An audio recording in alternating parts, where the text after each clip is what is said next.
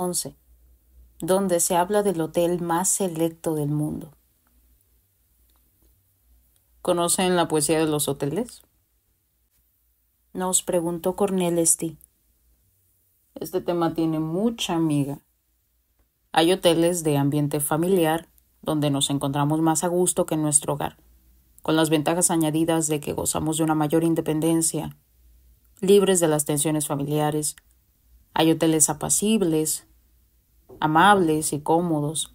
Hay hoteles tristes, sobre todo en provincias, que semejan pianos desafinados, que nos mueven a la melancolía con sus espejos ciegos y su ropa de cama húmeda.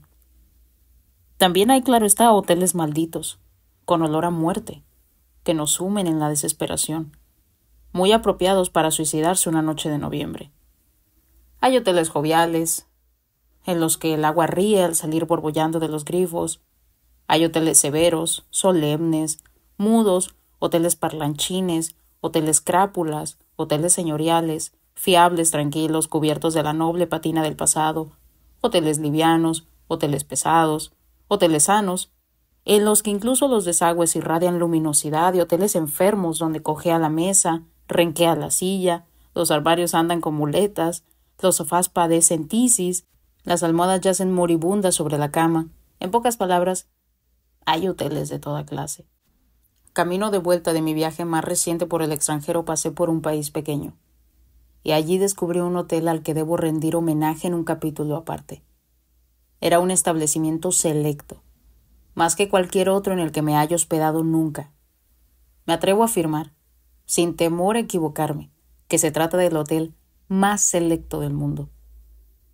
Mi automóvil emergió del polvo del atardecer, entre barracas bajas y destartaladas, y se detuvo ante un rascacielos de 13 plantas, coronado por una cúpula y adornado con rosetones de estuco, que contrastaba vivamente con su deprimente entorno y que por lo visto acogía a los extranjeros elegantes que recalcaban por allí.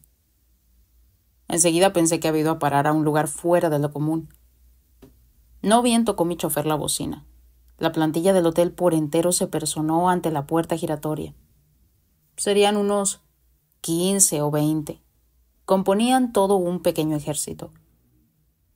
Uno de los empleados abrió la portezuela de mi coche. El otro me asistió en la operación de bajar. El tercero tomó a su cargo mi guardapolvo inglés. El cuarto cargo con mi traveler trunk americano. El quinto con mis 2 maletas. El sexto levantó mi bolso de piel de cocodrilo. El séptimo recogió mi periódico francés que había dejado olvidado sobre el asiento. Todo esto sucedió en un abrir y cerrar de ojos, con gran rapidez, en un santiamén.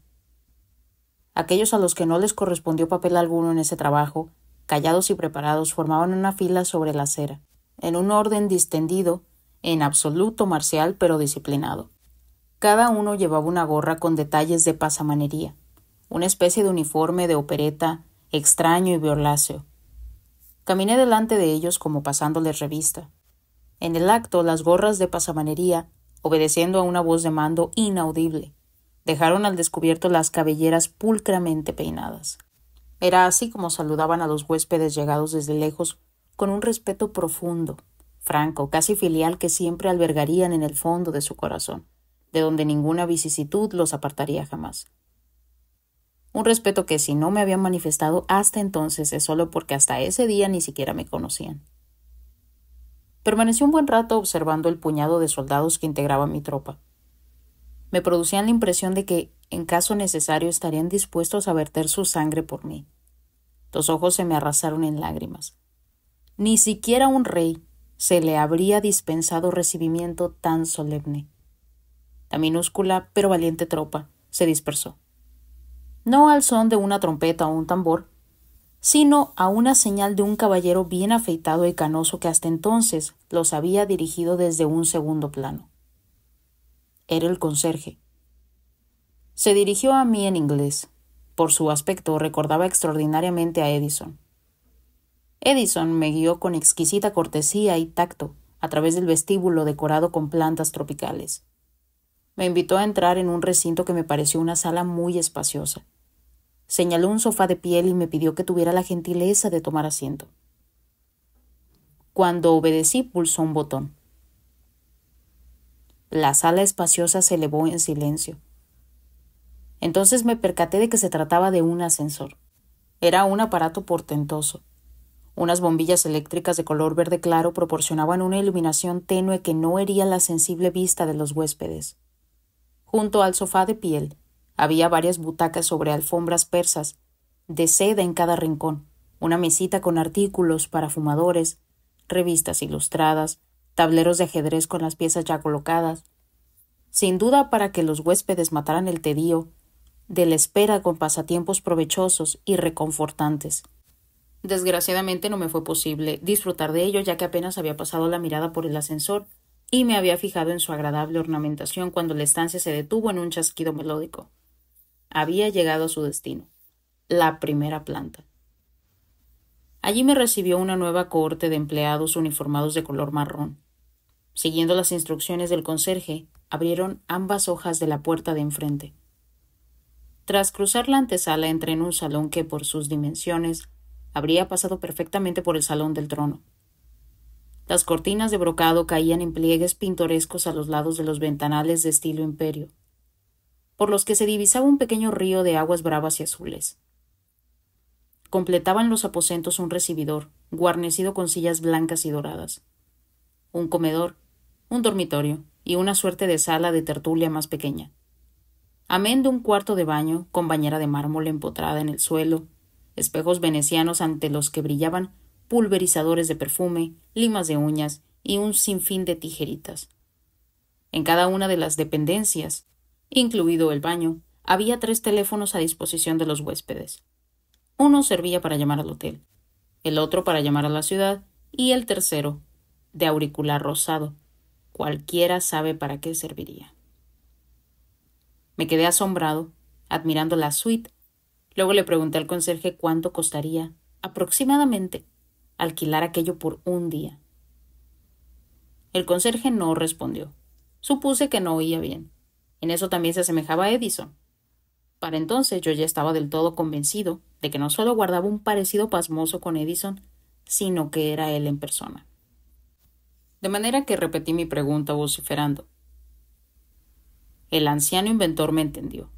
Sin embargo, creo que le chocó mi curiosidad y se puso algo triste, pues bajó los ojos. El personal, alineado ante nosotros en posición de descanso, también miró al suelo, pudorosamente. Sin duda mi grosera demostración de mundanería había herido su sensibilidad, que con toda seguridad se movía por esferas más elevadas, alturas inalcanzables para el inmundo materialismo, como si yo hubiese interrumpido al poeta que arde en pleno fervor de la inspiración para preguntarle el precio de una papa. Todos callaban. Me disponía a disculparme, a aclararles que era poeta, que me ganaba el pan con el laborioso trabajo de la escritura, y por ello valoraba tanto el dinero. Cuando el conserje expresó su desengaño pronunciando fría y distraídamente una cifra, en $, una cifra que casi me tira de espaldas.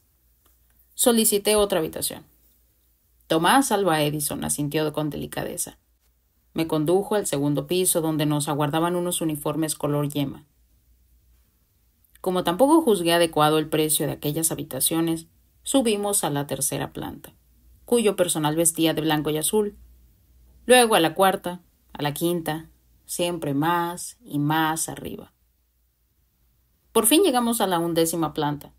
En ella prestaban servicio unos chiquillos rubios y llamativamente guapos, ataviados con uniformes rojos. Seguía el conserje por un pasillo interminable acompañado de un séquito menguado, pero aún así numeroso. De cuando en cuando se encendía una lucecita de colores sobre el dintel de las puertas. Le pregunté a Edison para qué se usaban. Esta vez tampoco me contestó de inmediato. Primero se mostró atónito ante mi plebeya curiosidad y el hecho de que hubiera en la faz de la tierra persona que ignorara la finalidad de aquellas luces. Luego, distante y escueto, me comunicó que las señales luminosas sustituían al timbre. Las emitían los huéspedes, que se comunicaban así con los empleados sin alterar el descanso de los demás, ni romper el silencio indispensable del hotel. Al fondo, En un recoveco apartado encontré una habitación interior que más o menos se ajustaba a mis necesidades. Incluso aquella habitación era tan pomposa, tan resplandeciente, que no oso describirla. Solo contaré que sobre una mesita de malaquita había un estuche alargado de madera en forma de clavicémbalo, con 85 teclas blancas y negras, cuya utilidad desconocía. Como soy un músico apasionado, y toco el piano con aceptable destreza, me senté ante el aparato sin perder un segundo y empecé a tocar la sonata patética de Beethoven. No bien llegué a la parte del alegreto, oí unos golpes sordos a la puerta. Apareció un lacayo vestido de frac, y detrás de él una muchedumbre de empleados esperaba mis órdenes. Los conté en un periquete. Eran exactamente 85. De ello deduje que el instrumento alargado similar a un clavicémbalo no era tal, sino un tablero de timbres para llamar al personal, y que al tocarlo con imprudente precipitación los había convocado a todos sin querer. Les pedí perdón. Los miembros más importantes de la plantilla aprovecharon la oportunidad para presentarse uno por uno. Boquiabierto advertí que mi sirviente de día se parecía a Chopin y el de noche al mismísimo Shakespeare.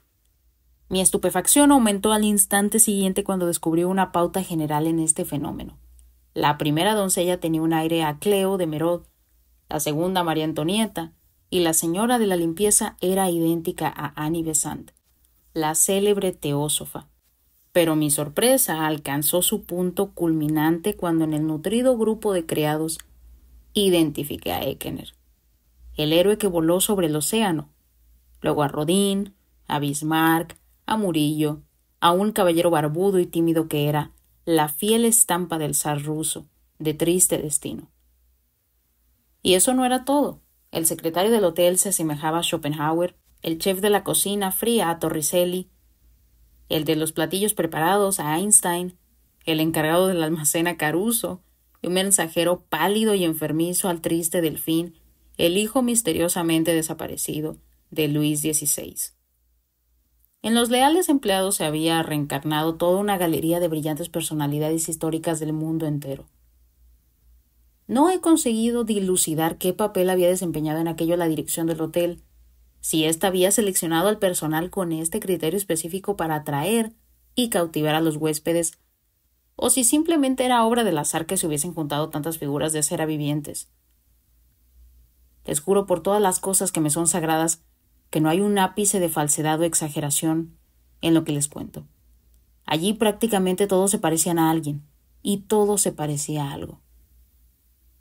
Schopenhauer me preguntó qué se me ofrecía. Le pedí que me limpiaran los zapatos polvorientos porque deseaba salir a la ciudad y bañarme en aquel río de aguas rápidas y azules que me había embelesado a primera vista. El arisco sabio de Frankfurt tomó nota de este capricho tan natural como humano y me aseguró que cumpliría mi encargo de inmediato. Antes de retirarse me informó de que todos los empleados hablaban varios idiomas europeos, 5 como mínimo en el caso de los menos cultos, pero que el portero de turno de madrugada dominaba 15 lenguas vivas, amén del latín y el griego clásico, de manera que si por ventura regresaba yo al hotel a horas intempestivas, quizá me apetecería charlar con él en latín o griego sobre las turbulentas experiencias de mi escapada nocturna. Dicho esto, salió. Después otra persona llamó a la puerta. Entró Nicolás II. Se inclinó hasta el suelo con la humildad propia de los eslavos. Me miró a los ojos, luego observó mis zapatos sin tocarlos con sus majestuosos dedos. Los examinó como un médico que detecta en un enfermo una compleja dolencia que él sabría tratar gracias a su formación médica general, aunque sería mucho más recomendable enviarlo con un especialista. Nicolás II no reveló este flujo de ideas con una sola palabra. Tras ejecutar otra reverencia, se alejó. Poco después volvió en compañía de Bismarck, Murillo, Eckener y Rodin. Ellos también clavaron los ojos en mi calzado. Se notaba que los 5 estaban elaborando su diagnóstico y determinando el tratamiento más apropiado. Meditaban con gran circunspección como unos facultativos reunidos junto al lecho de un enfermo de extrema gravedad. Llamaron a una doncella, una nueva, a la que yo aún no había visto, o al menos no recordaba, socias de Fanny Eisler. Ella anunció con voz tintineante que el asunto escapaba de su competencia. Una vez más se marcharon todos. Solo permaneció a mi lado el leal Bismarck. Pocos minutos después vinieron a mi habitación 4 chiquillos apuestos y rubios responsables del pasillo, empujando una especie de carro que constaba de un caballete provisto de ruedas y accionado por fluido eléctrico que conducían simplemente con la punta de sus meñiques. Bajo la experta mirada de Bismarck y con la ayuda de una diminuta grúa, colocaron mis zapatos sobre el artilugio y se los llevaron en medio de profundas sálimas. Apenas media hora más tarde, los trajeron de vuelta sobre la ingeniosa máquina. Estaban limpios y relucientes. Reanimado por aquella elegancia y aquella atención inusual, fui a bañarme. Estuve chapoteando en el río hasta la tarde. Regresé al hotel a la hora de cenar. En el restaurante no había más que unos pocos comensales. A mí me asignaron una mesa bien larga como las que se utilizan en las cenas de gala. Naturalmente me senté en el centro, solo, en el lugar de honor. Enseguida me sirvieron una sabrosa cena consistente de una docena de platos. Solo destacaré el cangrejo de mar, cuya carne suculenta y rosada flotaba en una espesa salsa gris claro. Por lo demás me concentré en beber. Primero mi bebida favorita, una cerveza clara, dorada, cuya espuma amarga y cuyo aroma a lúpulo casi nutritivo como el pan de centeno recién horneado, me encantaban desde niño. Luego caté un vino de Rin y un generoso vino griego. Por último opté por el champán. En la cubitera se sucedían las botellas llenas de un líquido espumoso, dulce y amargo, que se enfriaban lentamente entre los cristales diamantinos de la nieve artificial. El pescado se preparaba en la cocina de pescados, el café en la cocina del café. Cambiaban con regularidad las flores de los jarrones para que no se marchitaran, mientras mi vista y mi olfato disfrutaban de ellos. Después de la cena pedí la cuenta. El personal ocultó sus sonrisas con las manos. Todas las comidas transcurrieron de la misma manera. Los camareros siempre se mostraban sumamente serviciales. Si les hubiese solicitado que prendieran fuego a la ciudad, o que mataran a su amado príncipe, y que al mediodía del día siguiente trajesen su cabeza a mi mesa en una escudilla de plata, preparada en forma de Irish stew, estoy convencido de que habrían satisfecho mi deseo sin rechistar. Su cortesía iba en aumento, paralelamente a su número.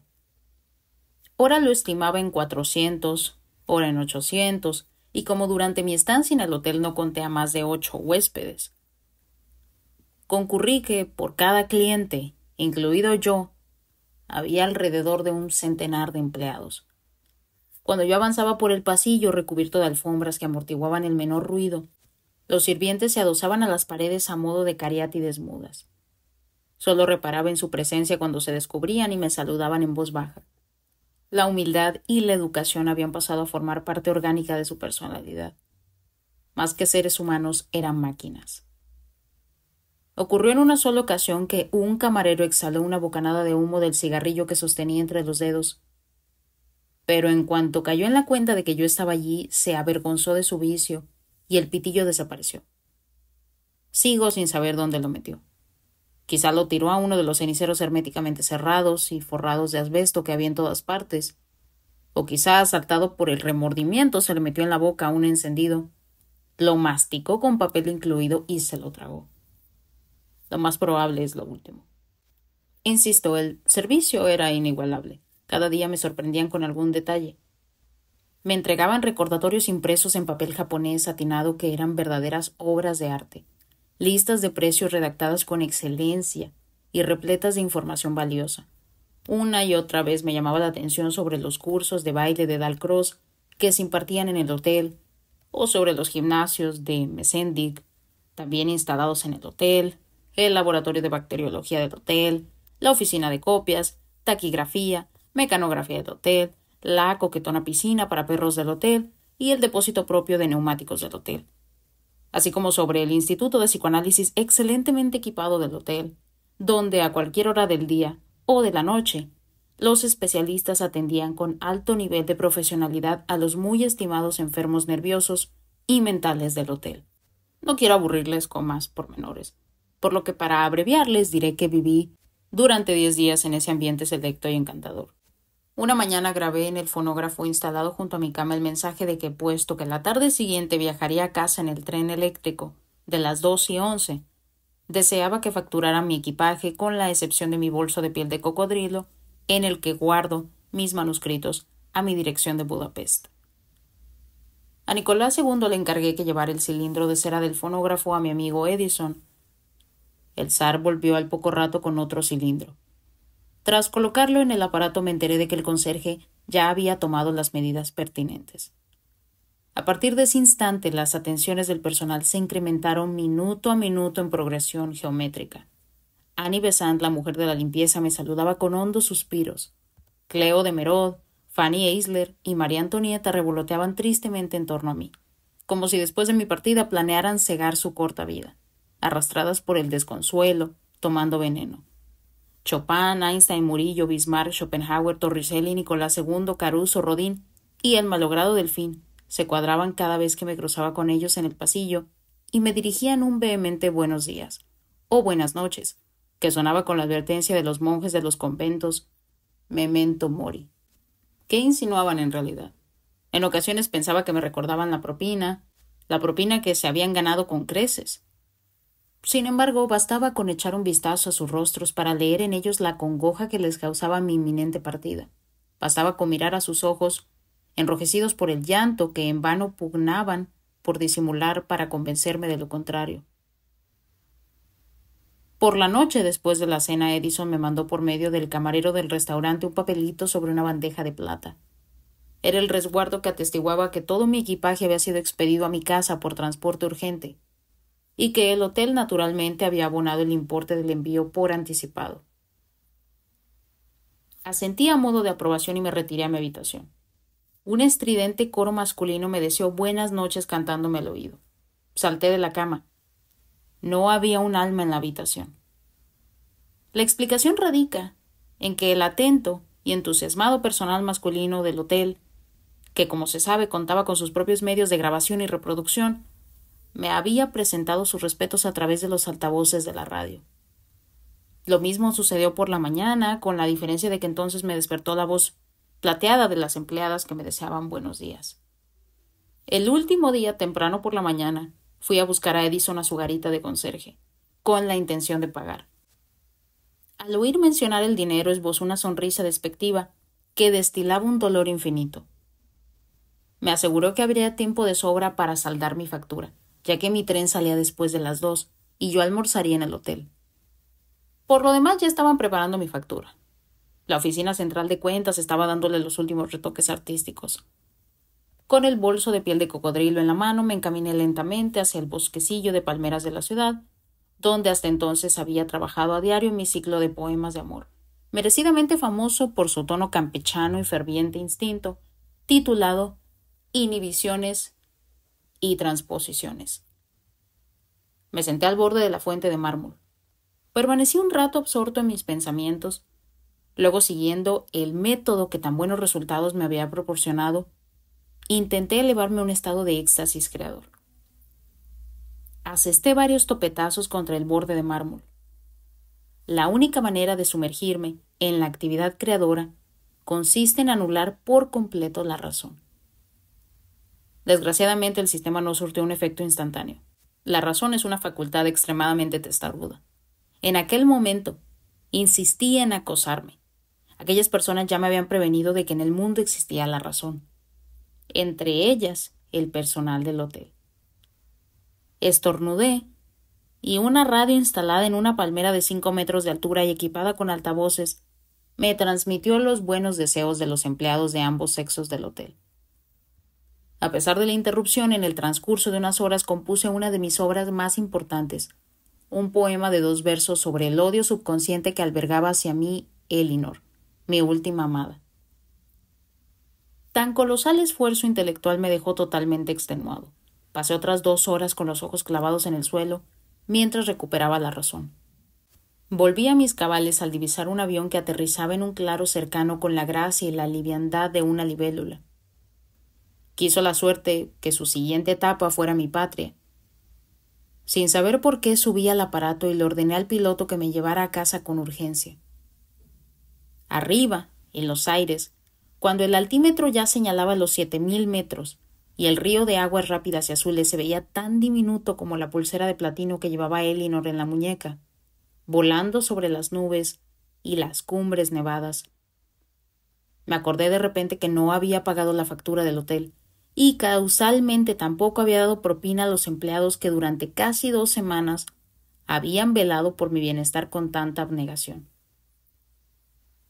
Como debido a mis amplios conocimientos de psicología humana, sé que las casualidades no existen y que no olvidemos cosa alguna sin motivo, enseguida concebí algunas sospechas. Me puse a analizarme. Mientras el aeroplano ejecutaba atrevidas acrobacias y yo colgaba con la cabeza hacia el globo terráqueo, continué con mi examen de conciencia, tarea que pronto finalicé con éxito. Concluí que aquel acto mío había sido inconscientemente consciente. En otras palabras, conscientemente inconsciente. Pero había sido inteligente, muy inteligente. En realidad no me habría resultado posible obrar de otra manera. En fin, jamás me habría perdonado si hubiese herido las susceptibilidades de los distinguidos empleados de un hotel tan selecto, ofreciéndoles dinero. Habría sido una indelicadeza, una grave falta de tacto.